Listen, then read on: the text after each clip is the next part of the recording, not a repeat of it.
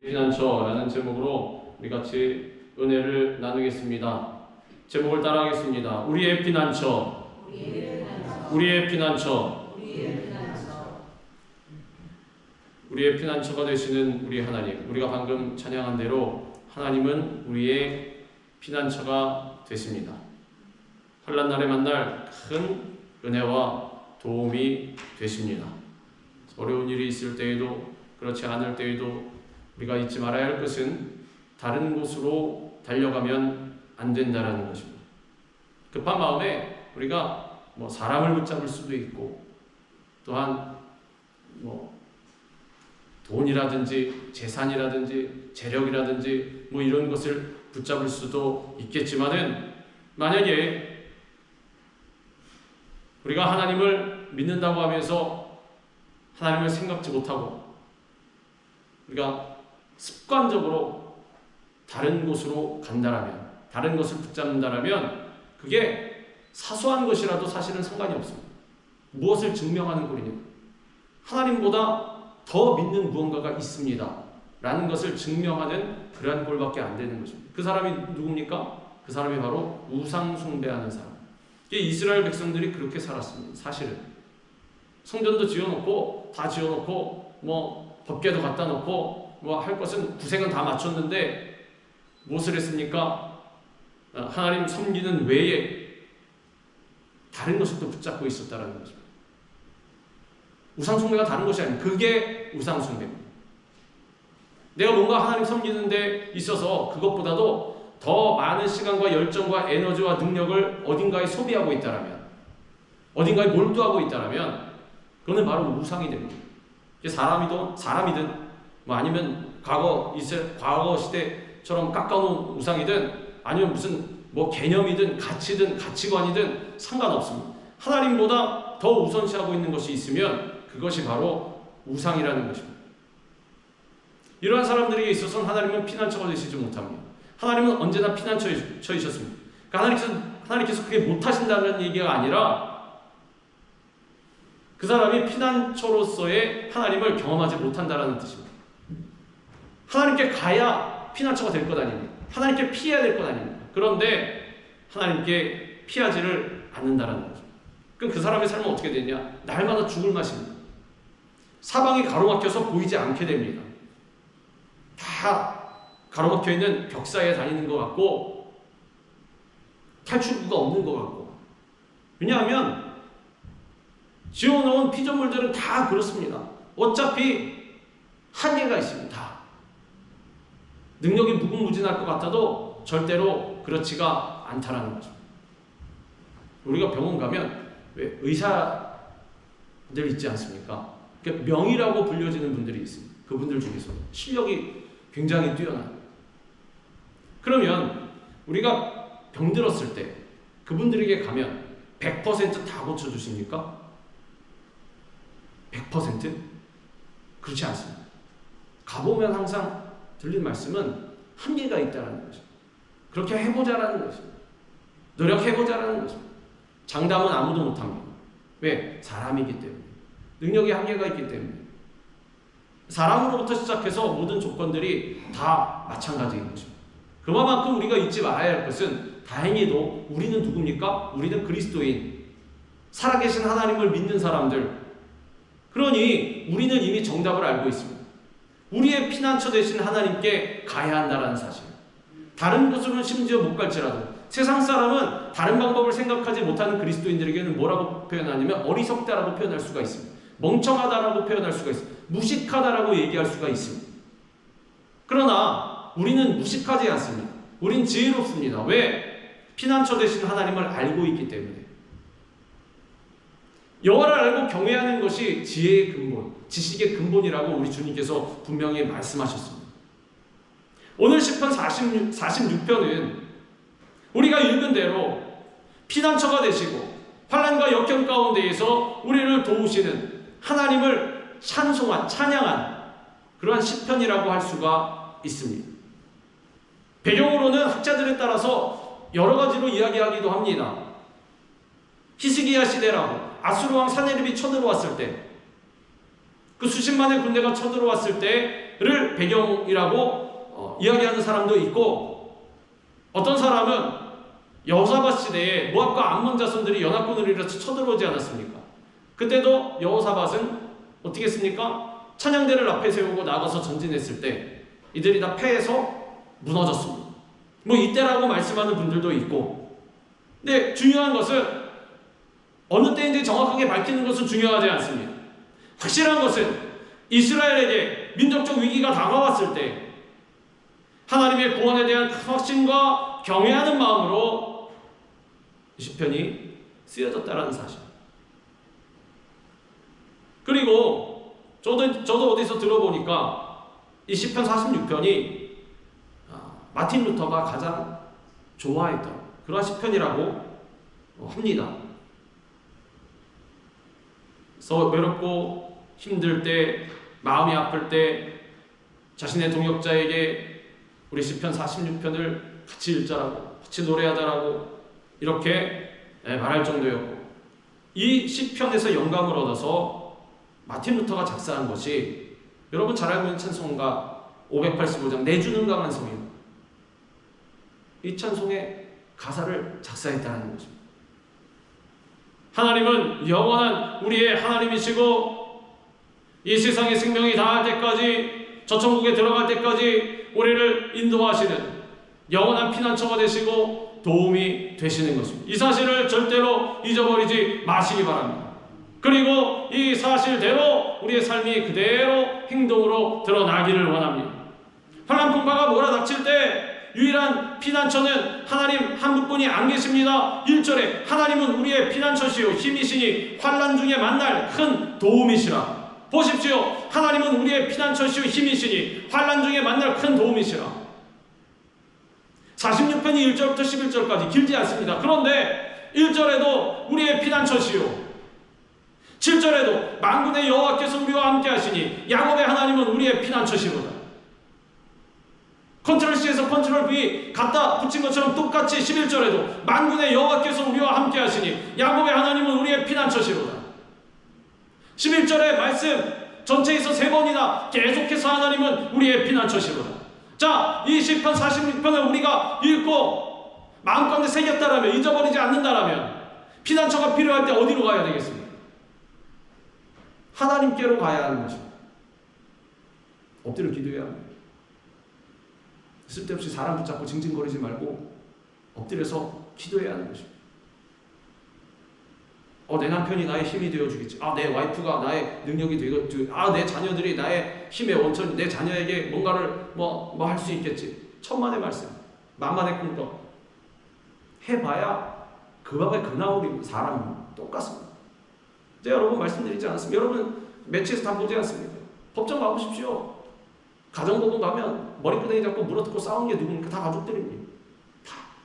그러니까 가정법원이라고 얘기했는지도 모르겠습니다. 희한하지 않습니까? 법원도 하필이면 가정법원을 만들었어요. 여기는 모르겠는데 한국은 그러지 않습니다. 가보면 다 가족들입니다. 부부는 무촌이니 안 싸우고, 천만에 부부끼리 싸우는 게 제일 맞습니다. 그렇지 않습니까? 이혼 소송할 때 누구끼리 싸웁니까? 아빠랑 자식이 싸웁니까? 아닙니다. 부부끼리 싸웁니다. 부모와 자식 간에 어떻습니까? 피를 나눈 사이니 절대로 천만에 법정에서 싸우면 양반이죠. 세상에 흉악한 강력 사건이 일어나면 어떻게 됩니까? 부모가 자녀가 부모를 해를 입히고 입에도 담기 끔찍한 그런 일들이 얼마나 많이 벌어집니까? 사람은 도움이 될 수가, 피난처가 될 수가 없는 것입니다. 이제 좀 깨달아야 하는 것입니다. 좀 딴 곳으로 그만 좀 달려가고 누굴 붙들어야 합니까? 우리 여호와 하나님을 붙잡아야 하는 것입니다. 만군의 여호와께서 우리와 함께 하시니, 하나님은 우리를 버리신 적이 없습니다. 늘 우리와 함께 하는 것입니다. 다만 내 마음이 하나님께서로부터 떠나 있을 뿐이지. 만군의 여호와께서 우리와 함께 하시니 야곱의 하나님은 우리의 피난처시로다. 야곱의 하나님은 우리의 피난처시로다. 하나님만이 우리의 피난처가 되시는 것입니다. 고난과 역경, 환난은 어떻게 다가옵니까? 자, 예고편을 하고 트레일러를 딱 유튜브에 올려서 이제 너에게 환난과 고난과 역경이 요로요로하게 다가올 것이다라고 예고하고 옵니까? 아닙니다. 예고 없이 갑자기 훅 찾아옵니다. 왜 우리 그러자 훅 들어온다라고. 환난은 그렇게 다가오는 것입니다. 그러나 예수님을 믿는 사람들, 우리 그리스도인들은 어떤 환난이 예고 없이 다가와도 피난처 대신 하나님의 품에서 평안과 안식을 얻게 되는 것입니다. 이게 왜 가능합니까? 믿음이 있어야 가능한 거죠. 아, 하나님 나와 함께 하시지. 환난 날에 나의 피난처가 되시지. 주님 믿습니다. 세상 누구보다도 크고 위대하신 우리 하나님, 전 세계 전 우주의 주인 되신, 창조자 되신 우리 주님께서 내 편인데, 나와 함께 하시는데, 나의 피난처가 되시는데 내가 무엇을 두려워하겠습니까? 보십시오. 환난이 갑자기 훅 다가와도 이 사람이 두려워하겠습니까? 쫄겠습니까? 아닙니다. 날마다 기쁘고 감사하고 즐겁고 한 걸음 한 걸음 주 예수와 같이 날마다 나는 걸어가리, 찬양하면서 갈 수가 있는 것입니다. 열왕기하 18장 19장에 보면 아까 잠깐 말씀드린 이 히스기야 왕 때 아수르가 쳐들어왔습니다. 이 사네립이라는 왕이 18만 5천 명 군사를 이끌고 유다를 공격한 것입니다. 예루살렘 성 하나 제외하고 다 초토화 됐습니다. 다 개박살이 나고 사람들이 막 죽고 다 불타오르고 어떻게 되겠습니까? 두려웠을 것입니다. 두려움이 와야 마땅합니다. 이제 마지막 남은 예루살렘 성마저도 함락될 위기에 있었습니다. 도간에 든지 싸울 힘이 뭐가 있습니까? 아무것도 없습니다. 군사들은 거의 다 죽고, 그래서 이 예루살렘 성을 포위한 사네립은 자신의 부하를 통하여서 여호와 하나님의 이름을 모독하고 또 히스기야에게 편지를 보내서 항복해라. 합리적으로 생각해보자 우리. 자, 내가 니네 나라 말고 다른 니네보다 강하다고 하는 여러 나라를 내가 다 쳐서 부셨지, 다 무너뜨렸지. 그렇지. 팩트입니다. 그 나라에 그런 믿는 신이 없었느냐? 있지. 그것도 사실입니다. 근데 그 신들이 이 민족, 이 나라를 구했냐? 내 손으로부터? 뭐가 사실이냐? 못 구했지. 자, 그러면 니네도 니네가 믿는 신 있지? 있지. 구할 것 같냐? 못 구할 것 같냐? 그럼 사람이 뭐라고 생각하겠습니까? 아, 그러네. 저들도 그렇게 박살났는데 우린 저들에 비해서 군사력도 약하고 지금 다 망했는데 우리 성 하나 남았는데 이거 어떡하지?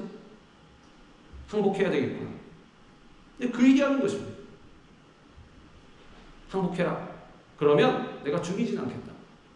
잘 먹고 잘 살게 해줄게. 왜 대부분 그러지 않습니까? 현대전도 딱 군대만 딱 봐서 타격하고 무기고만 딱 타격하고 일반 사람들은 이제 들어오면 평화적인 정책을, 이제 정권만 바뀐 것입니다. 여러분 그냥 그대로 사시면 됩니다. 그러니까 나라를 싹 점령하는 것입니다. 그렇지 않습니까? 당신은 뭐 다를 것이 없습니다. 군대만 딱 무력화시키고 그다음에 정권만 딱 바꿔가지고 내가 다 통치한다라는 것입니다. 나라 이름만 바뀌는 거예요. 당신들 여기서 그냥 살아도 돼. 항복을 하는 게 좋겠습니까? 안 좋겠습니까? 항복해야 됩니다. 사실은. 그렇지 않습니까? 머리 터지게 싸워봐야 금방 점령될 거 뻔하니까. 그런데 이러한 위기 상황 속에서 히스기야는 뭘 했느냐? 협상을 한 것이 아니라 그 편지를 하나님 앞에 펼쳐놓고 성전에 들어가서 하나님 앞에 펼쳐놨다라고 했습니다. 그 무릎 꿇고 하나님께 간절히 기도하는 것입니다. 히스기야가 사자의 손에서 편지를 받아보고 여호와의 성전에 올라가서 히스기야가 그 편지를 여호와 앞에 펴놓고 그 앞에서 히스기야가 기도하여 이르되 그룹들 위에 계신 이스라엘의 하나님 여호와여, 주는 천하 만국의 홀로 하나님이시라. 주께서 천지를 만드셨나이다. 여호와여 귀를 기울여 들으소서. 여호와여 눈을 떠서 보시옵소서. 사네립이 살아계신 하나님을 비방하러 보낸 말을 들으시옵소서. 이르면 누구에게 일러야 됩니까?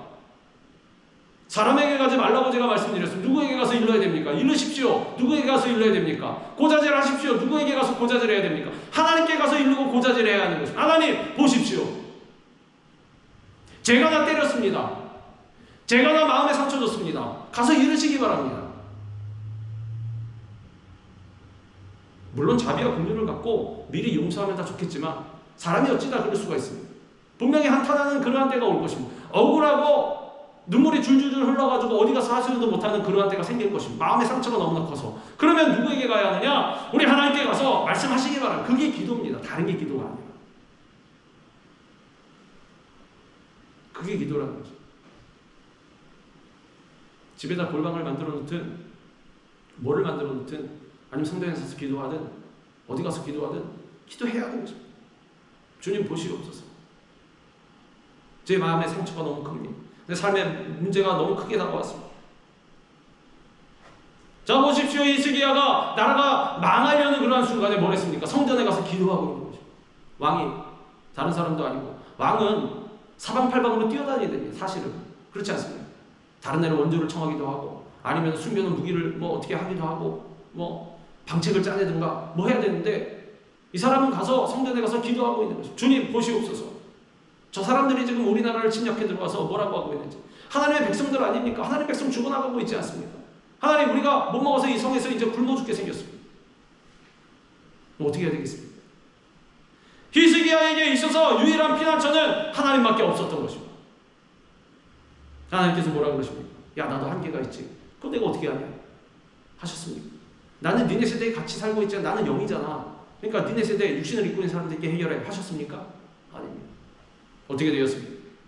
그날 밤 하나님께서는 아수르 진영에 하나님의 사자를 보내셔서 군사 18만 5천 명을 다쳐서 죽였습니다.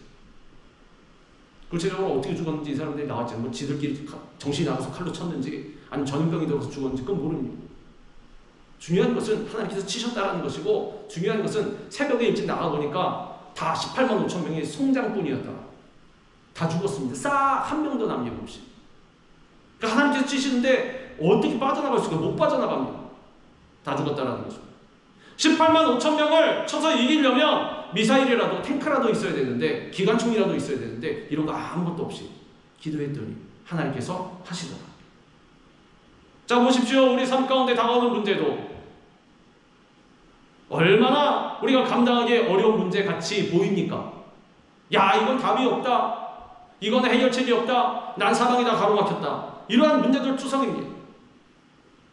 그러나 보십시오. 우리 집 밖에서 누구 죽이려고 칼을 들고 빼서 우리를 지키는 것도 아니고 저 전쟁하는 나라처럼 어느 날 갑자기 내 집에 폭탄이 떨어져가지고 우리 집이 다 죽게 되는 그러한 위기가 있는 것도 아니고 왜 하나님을 의지하지 못하는지 답답할 뿐입니다. 그러니까 아무것도 아닌 문제 껴안고 아이고 주님 죽겠습니다. 멘탈이 나가가지고 완전 사람이 그리스도인은 멘탈이 또렷또렷해야 돼요. 눈이 반짝반짝. 그러니까 정신 차리고 있어야 한다는 거죠. 흐리멍텅해가지고 여기 돼 있으면은 그거 하나님 기뻐하시지 않습니다.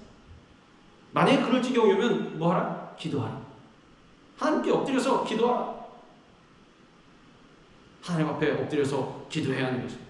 그럴 때 하나님께서는 당신을 의뢰하는 자들의 피난처와 도움이 되어 주십니다. 구원의 방주가 되어 주십니다. 우리 지금 누구를 피난처로 삼고 있습니까? 또한 무엇을 피난처로 삼고 있습니까? 사랑을 붙잡고 있습니까? 건강을 붙잡고 있습니까? 재물을 붙잡고 있습니까? 하나님, 제가 건강만 채워지면 제가 뭐든지 다 하겠습니다. 건강하면 많이 할 수 있습니다. 그러나 건강하지 못하면 아예 못하냐? 그거 아닙니다. 자세가 문제인 것입니다. 하나님, 저에게 돈을 조금만 더 주시면 제가 이걸로 하나님의 사업을 위해서 이것도 하고 저것도 하고 이것도 해보고 싶습니다. 이 마음 얼마나 그 마음 이쁩니다. 이쁜데 하나님 그렇게 안 해주시면 내 마음에 맞는 대로 안 해주시면 그러면 안 할 겁니까? 주에 사면? 해야 됩니다. 희한하게 하나님께서는 사람을 부르실 때 돈이 필요한 곳에 돈이 없는 사람을 부르실 때가 많이 있다는 거죠. 건강한 사람이 필요한 곳에 건강이 좀 부족한 사람 부르실 때가 많다는 거죠. 그거 왜 그렇습니까? 우리 상식적으로 생각할 때 돈이 필요한 곳에 돈 많은 사람 부르시고 체력이 필요한 곳에 건강한 사람 배치하시면 좋지 않습니까? 그럼 모두 다 해피. 걱정 없이 주의 일 쫙쫙 할 수 있을 텐데 왜 미스매치를 하십니까? 그렇게. 왜 그러십니까?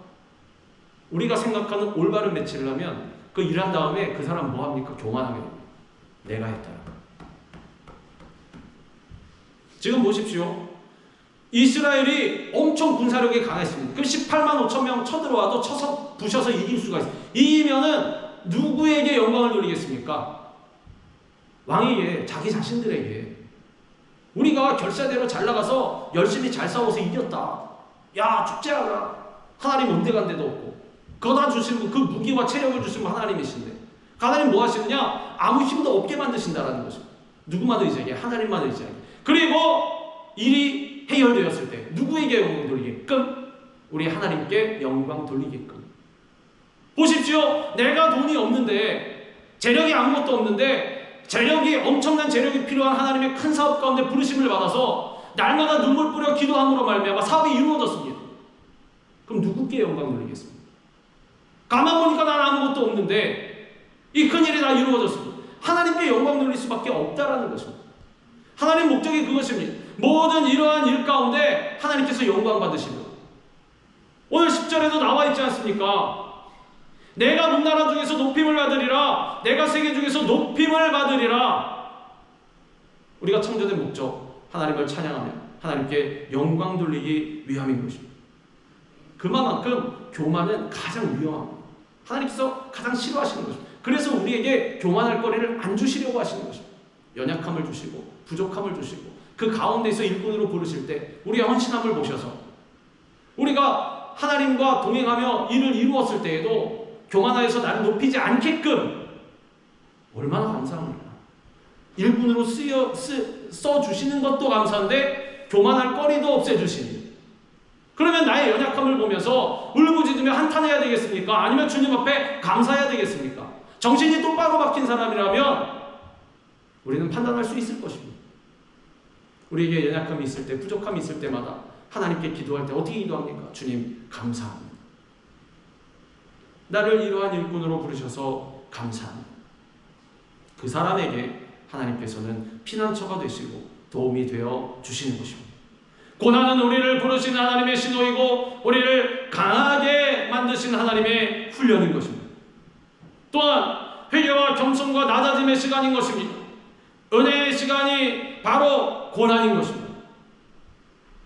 고난은 쉽지 않습니다. 치열한 전쟁터입니다. 영적인 전쟁터. 그러나 우리는 그러한 고난과 환난의 시간이 다가왔을 때 늘 부르짖어 기도함으로 말미암아 하나님의 도우심을 구해야 하는 것입니다. 누구처럼? 지금 히스기야죠. 하나님께서는 이와 같이 우리 하나님을, 여호와를 앙망하는 자에게 독수리가 날개치며 올라가는 것 같은 그러한 새 힘을 허락해 주시고 예수 그리스도의 십자가 그늘 밑에서 영원한 안식을 누리게 하시는 것입니다. 환난이 다가올 때 제일 먼저 다가오는 것이 바로 마음의 두려움입니다. 아수르의 사내립이 위협이나 또 여호사밧 시대의 모압과 암몬 연합군, 이러한 무시무시한 군대가 쳐들어왔을 때 마치 땅이 흔들리고 산이 바다 가운데 뻗치고 바다가 큰 소리를 내며 모든 것을 삼킬 것 같은 그러한 상황으로 받아들여질 것입니다.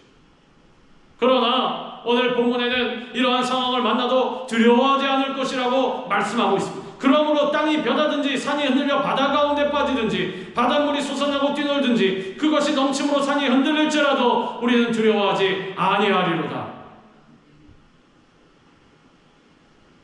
최근에 뉴스를 보니까 이거 미국의 중부지방이나 남부지방, 어디 서부지방도 마찬가지입니다. 제가 얼마 전에 본 뉴스로는 저기 필라델피아 여기 동부지방에도 있었던 것 같아요. 토네이도가 막 돌면 실제로 누가 영상을 찍어놨는데 보니까 저기 처음 봤습니다.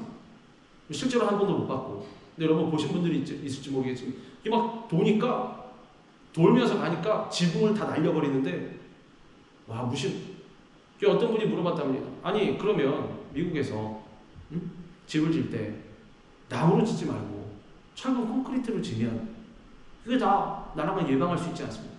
근데 전문가가 뭐라 그러냐면 미국 사람들이 바보가 아닌 것이 왜 나무로 짓느냐? 그 정도 토네이도가 불면 있지 않습니까? 철근 콘크리트 지어놔도 그거 다 날아간답니다. 똑같답니다. 그 필요 없이 이렇게 전올 필요가 없다. 어차피 그거 일어나면 다 날아간다는 거죠. 자동차도 날아가고 뭐도 날아가고 다 날아가고. 그런 것만 하나 일어나도 두렵지 않습니다. 저도 딱 여기서 와, 저 이 동네 오면은 초토화가 돼가지고 그렇지 않습니다. 이거 다 날아갈 텐데 성전도 날아가고. 두려움이 오는 것이 어찌 보면 당연합니다. 그런데 산이 흔들린다라든지 산이 흔들려서 바닷 가운데 빠지든지, 바닷물이 해일이 일어나서 막 뛰놀아서 여기 내륙지방까지 다 밀고 들어온다든지, 지진이 일어나서 땅이 꺼진다라든지, 이런 일 벌어져 보십시오. 어떻게 되겠습니까? 도망가기 바쁠 것입니다. 하나님 어디 계신지 찾지도 않고 지금 나부터 살아야지, 일단 뛰어야지. 그런데 시편 기자는 뭐라고 하겠어요? 이럴지라도 나는 두려워하지 아니하리로다. 다윗은 시편 3편에서 이렇게 고백했습니다. 천만인이 나를 애워싸 침친다 하여도 나는 두려워하지 아니하리이다. 천만인이든 만 명이든 아니 천만 명이든 뭐 수십만 몇 명이든 간에 나 하나 놓고 딱 애워싸도 시퍼런 칼을 들고 총을 들고 애워싸도 나는 두려워하지 아니하리. 우린 지금 피상적으로만 읽고 아 그렇구나, 그게 두려워하지 말아야 되겠구나 생각하는데 사람 두려움이 사실은 그렇지 않습니다. 예전에 제가 영화 한 편, 글래디에이터라는 영화를 한 편 본 적이 있는데 거기서 주인공이 막시무스가 이제 잡혀가서 그 검투사가 되지 않았습니까? 원래 로마의 장군이었는데. 근데 검투장에 그 경기장 있지 않습니까? 원형 경기장. 거기 딱 투입돼서 들어가기 전에 대기를 하고 있는데 이제 문이 착 열리면 들어가야 됩니다. 들어가면 무시무시한 살인자들이 다, 이 암살자들이 칼이나 무기를 들고 다 있어요. 그러면 들어가서 1대1로 다 싸워야 됩니다. 근데 그 수만큼 또 줄 세워서 들여보내니까 이 검투사들을. 그러니까 거기서 이겨야 됩니다. 지면 죽는 것입니다. 그런데도 막시무스가 딱 서 있는데 자기 앞에 서 있는 사람이 뭐라고 했냐면 벌벌 떨면서 오줌을 싸고 있습니다. 너무 무서워서. 나가서 그 사람 한 명만 이기면 됩니다. 한 명만. 그런데도 오줌을 질질 싸고 있습니다. 묻을까봐 뒤로. 막시무스는 이제 로마 유명한 장군 출신이라 그래도 싸움에 그 경력이 있지 않습니까? 기술도 있고 담대함도 있고. 그렇지 않은데 두려워하는 사람은 한 명이 노리고 있어도 오줌 싼다라는 거죠. 3명만 둘러싸 보십시오. 어디 가는데 방무슥한 곳에 가는데 3명이 나를 둘러쌌다고 생각해 보십시오. 그거 안 두렵겠습니까? 거기다 무기까지 들고 있습니다. 나 오늘 죽는 것이 그거냐. 근데 다윗은 천만인이 나를 그렇게 애워싸 진친다 하여도 나는 두려워하지 아니하리. 이러한 믿음의 저변에 누가 계십니까? 피난처 되신 여호와 하나님이 계신 것입니다. 다윗의 마음속에는 내가 왕이 아니고 천둥 멀거숭이로 쫓겨나 천만인이 나를 죽이려고 다 애워쌀지라도 나는 하나님만 계시면 된다 라는 그러한 믿음인 것입니다. 나를 해야 할 사람? 사울부터 시작해서 번호표 뽑고 순서 기다리라는 것입니다. 어차피 많아. 그러나 나의 피난처는 우리 살아계신 하나님. 난 두려워하지 아니하리라. 이게 바로 영적인 멘탈이 강한 사람인 것입니다. 믿음이 근거가 되어서 절망적인 위기 가운데에서도 피난처 대신 하나님만을 의지하는 믿음에서 나오는 것입니다. 그 땅이 없어지든지 바다가 사라지든지 어떤 오만한 세력이 몰려올지라도 이 모든 악한 세력을 이기신 하나님께서 함께 하시기 때문에 두렵지 않은 것입니다. 산도 땅도 바다도 결국엔 누가 만들어 놓으셨습니까? 하나님께서 만들어 놓으신 것입니다. 아무것도 없을 때, 무일 때, 하나님만 계실 때, 그때 하나님께서 다 만들어 놓으신 것인데 어차피 하나님의 손길 안에 있는 것입니다. 물이 눈에만 크게 보일 뿐이지. 우리에게 그러한 믿음과 담대함이 있어야 하는 것입니다. 우리는 지금 무엇을 두려워하고 있습니까? 우리가 사는 이 세상은 많은 환란이 있습니다. 우리가 볼 때 지진과 같고 해일과 같고 쓰나미와 같은 그러한 환란들이, 문제들이 많이 있습니다. 지금도 있고 앞으로 살아가다 보면 더 많은 문제를 만날 수가 있습니다. 또 한 가지가 아니라 여러 가지 어려움이 한꺼번에 겹쳐서 우리를 덮칠 때도 있는 것입니다. 그러나 우리는 두려워하지 말아야 하는 거죠. 두려워하지 말라라는 것은 하나님의 명령인 것입니다. 두려워하지 말라. 내가 너와 함께함이니라. 우리는 반드시 환란의 폭풍을 이길 수가 있습니다. 산이 흔들려 바닷 가운데 빠지든지 바닷물이 솟아나고 뛰놀든지 두려워하지 않을 것은 피난처가 되신 하나님이 우리와 함께하고 계시기 때문인 것입니다. 와서 여호와의 행적을 볼지어다. 그가 땅을 황무지로 만드셨도다. 하셨도다. 그가 땅끝까지 전쟁을 쉬게 하시며 활을 꺾고 창을 끊으며 수레를 불사르시는도다. 이르시기를 너희는 가만히 있어 내가 하나님 됨을 알지어다. 내가 문나라 중에서 높임을 받으리라. 세계 중에서 높임을 받으리라 하시도다. 이 말씀 어디서 본 것 같지 않습니까? 너희는 가만히 있어서 하나님이 행하시는 구원을 보라. 오늘 행하시는 구원을 보라. 너희가 오늘 보는 애굽 사람을 이제 다시는 보지 못하리라. 홍해 앞에 다다랐을 때, 애굽의 군대가 쫓아왔을 때, 죽음이 다가왔을 때 하나님께서 말씀하신 것입니다. 이들이 뭘 했습니까? 아무것도 안 했습니다. 하나님만 믿고 의지하고 있었더니 하나님께서 인도하셔서 홍해를 걸어서 건너고 나머지 군대는 하나님께서 다 해결하신 것입니다. 물속에 싹 수장시켜버리신 거죠. 한 명도 못 빠져나왔습니다. 한 명도. 그 수십만의 대군이. 내가 창 들고 나가서 싸웠습니까? 칼 들고 나서 대적을 했습니까? 아닙니다. 이들 무지렁이 무슨 군대도 없고 아무것도 없는데 뭐가 있으면 무기도 없고 아무것도 없는데 다 노약자들, 다 어린애들. 하나님께서 싹 보호하신 것입니다. 그 무시무시한 전쟁은 누구에게 속했다라고 주님 말씀하셨습니다. 전쟁은 우리에게 속했다? 아니면 전쟁은 여호와께 속하였습니다. 우리 삶의 전쟁도 누구에게 속했습니까? 우리 하나님께 속해 있는 것입니다.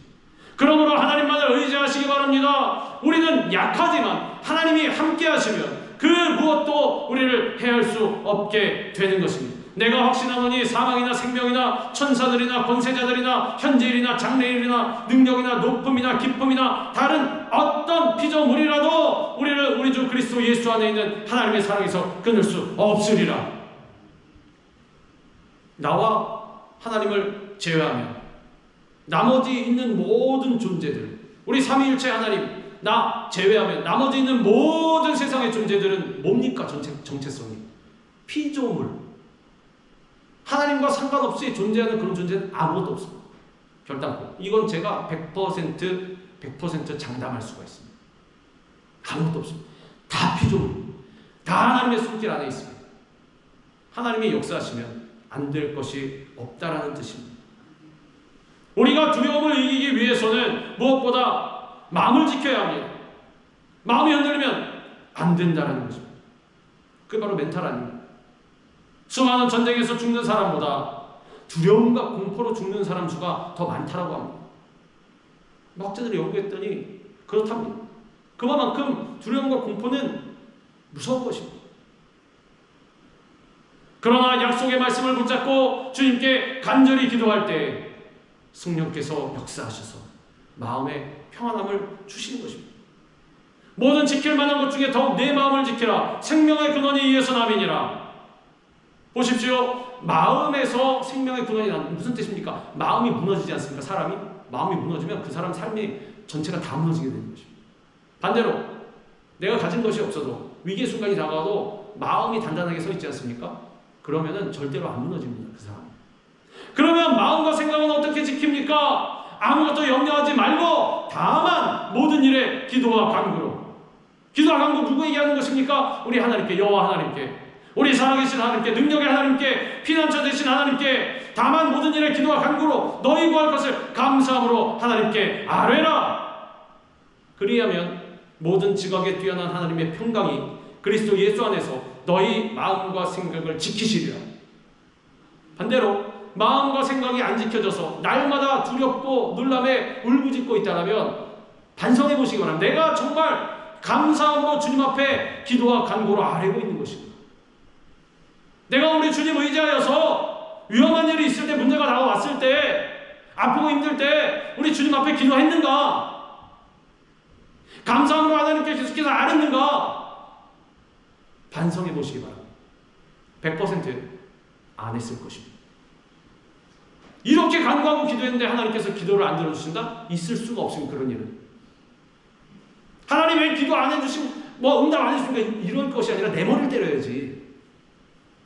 아이고 이 바보야 왜 기도 안 했니? 이래야지. 하나님께 원망불평하는 것이 아니라. 이게 진짜 믿음 있는 신앙인들의 자세라는 것입니다. 오늘 우리가 우리의 피난처여 환난날에 도움이 되시는 하나님만 의지한다면 우린 더 이상 두려움의 종이 되지 않는 것입니다. 늘 우리 주님만 의지함으로 말미암아 큰 승리를 거둘 수 있게 되는 것입니다. 하나님께서는 사랑하는 자녀들의 터전에 생명의 생수를 공급하십니다. 한 시내가 있어 나뉘어 흘러 하나님의 성고 지존하신 이의 성소를 기쁘게 하도다. 한 시내는 무엇입니까? 생명의 물줄기를, 생명의 생수라고 말씀하고 있습니다. 성령의 은혜, 하나님의 은혜를 말씀하는 것입니다. 영원히 목마르지 않게 되는 우리 예수님께서 주시는 그러한 은혜인 것입니다. 이 가운데 우리가 평안함을 누리게 되는 것입니다. 하나님의 성, 예루살렘 성은 지존하신 우리 주님의 성소, 하나님의 성전이 있는 곳입니다. 이것으로부터 하나님의 도우신 능력이 이스라엘로 나아가는 것입니다. 예루살렘은 환난 중에 이스라엘에게 피난처와 구원이 되시는 곳이기 때문에 거룩한 성전에 거하신 하나님이 예루살렘에 생명수를 공급하고 계신다라는 것입니다. 이와 같이 오늘날로 보면 이 어디입니까? 우리가 지금 앉아있는 이 성전 아닙니까? 교회. 우리 주님께서 지어놓으신 이 성전인 것입니다. 하나님께서 임재하시는 곳입니다. 하나님의 영광과 거룩함이 가득한 곳입니다. 성령의 역사가 강물처럼 흘러나오는 그러한 장소인 것입니다. 하나님의 계신 성전에 나와서 주님을 의지하고 기도하고 주님만 높여드린 열심히 예배를 드리면 성령의 생수의 은혜의 강물이 우리 가운데 흘러 넘치는 것입니다. 명절 끝날 곧 큰 날에 예수께서 서서 외쳐 이르시되 누구든지 목마르거든 내게로 와서 마시라. 나를 믿는 자는 성경의 이름과 같이 그 배에서 생수의 강이 흘러나오리라 하시니 이는 그를 믿는 자들이 받을 성령을 가리켜 말씀하시는 것이라. 예수님께서 말씀하시는 것입니다. 성령을 받아라. 주님을 믿는 자들에게 배에서 생수의 강물이, 성령의 은혜의 생수의 강물이 흘러 넘쳐나리라. 우리 교회를 통해서, 우리 교회에 나와서 모여서 합심하여 기도하고 예배 드림으로 말미암아 성령의 생수가 흘러 넘치게 되는 것입니다. 우리 가정 가운데 있어도, 직장과 사업장 가운데 있어도 마찬가지입니다. 그곳에서 우리 주님 찾고 찾을 때 그곳에서도 성령님 역사하시는 것입니다. 마음 가운데 은혜의 생수의 강물이 흘러 넘쳐나게 하셔서 영원히 목마르지 않게 하시고 두렵거나 떨지 않도록 주님께서 만들어 주시는 것입니다. 대장 되신 우리 하나님께서 우리 가운데 계시면, 성중에 계시면 그 성이 요동하거나 흔들리지 않습니다. 하나님이 그 성중에 계심에 성이 흔들리지 아니할 것이라. 새벽에 하나님이 도우시리로다. 예루살렘은 환란의 파도나 어떤 무서운 환란이 닥쳐와도 안전한 것입니다. 왜냐하면 반석 대신 하나님께서 함께 계시는 성은 결코 흔들리거나 무너지지 않기 때문에 그렇습니다. 하나님께서 함께 하시는데 어떻게 무너질 수가 있겠습니까? 우리 교회도 마찬가지입니다. 하나님께서 함께 하시면 주님 세우신 교회는 절대로 흔들리지 않는 것입니다. 그리고 주님께서 뭐라고 하십니까? 새벽에 하나님이 도우시리라. 하나님께서는 새벽에 도우시겠다고 말씀하셨습니다. 새벽이 언제입니까? 어둠이 막바지에 이른 때인 것입니다. 환난을 당하는 자에게 어찌 보면 가장 어려운 때인 것입니다. 어둠이 있다가 계속될 것 같은 때가, 그때가 새벽인 것입니다. 근데 새벽이 또 무엇입니까? 조금만 기다리면 광명한 아침이 밝아오는데, 이처럼 새벽에, 그리고 위기가 절정에 이르렀을 때 하나님께서 일하시는 것입니다. 바로 그때가 하나님의 시간임을 잊지 마시기 바랍니다. 환난의 밤이 깊어갈 때 절망 또한 깊어갈 수 있지만은 반대로 희망의 새벽이 다가옴을 잊지 말아야 하는 것입니다. 만약에 나에게 환난의 밤이 너무나 깁니다 주님, 이제 저는 죽을 지경입니다 하면 새벽이 다가왔다고 생각하시기 바랍니다. 그때까지 인내하시기 바랍니다. 믿음을 가지고, 주님을 향한 신뢰의 마음을 가지고, 주님을 의지하는 마음을 가지고, 환난의 밤이 아무리 깊어도 하나님의 도우심으로 말미암아 새벽의 공명은 반드시 밝아오는 것입니다. 하나님께서는 죽음의 어둠을 생명의 빛으로 바꿔주십니다. 그러므로 우리는 어려울 때 주의 도우심을 구하면서 피난처 되신 우리 하나님께 엎드려 기도해야 하는 것입니다. 특별히 새벽 시간에 기도하시기 바랍니다. 새벽은 기적의 시간이요 능력의 시간인 것입니다. 새벽에 예수님께서 부활하셨습니다. 그리고 새벽에 홍해가 갈라졌습니다.